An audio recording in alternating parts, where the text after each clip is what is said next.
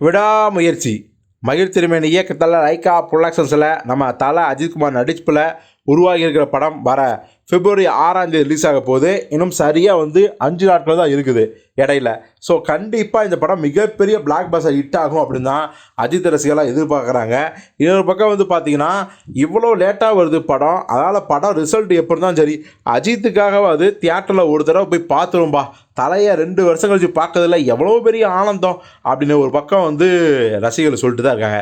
எல்லாத்துக்கும் மீறி இந்த விடாமுயற்சி படம் எந்த அளவுக்கு கலெக்ஷன் பண்ணும் அப்படிங்கிறதும் பார்த்தீங்கன்னா ஒரு மிகப்பெரிய ஒரு கேள்விக்குறியாக இருக்குது.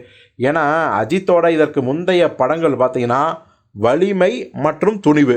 வலிமை பார்த்தீங்கன்னா 2022 February 24 பாருங்கள், அதுவும் பிப்ரவரி தான். February 24 ரிலீஸ் ஆச்சு.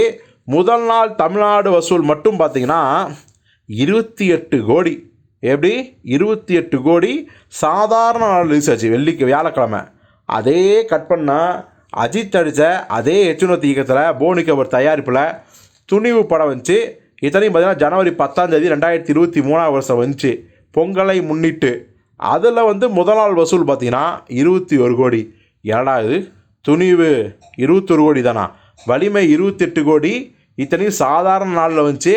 துணிவு பொங்கலை முன்னிட்டு வருது, ஆனால் 7 கோடி கம்மியாக 21 கோடி தானா அப்படின்னா அதற்கு காரணம் கூடவே விஜயோட ஜில்லா படம் வந்துருச்சு. அதுதான் பிரச்சனை.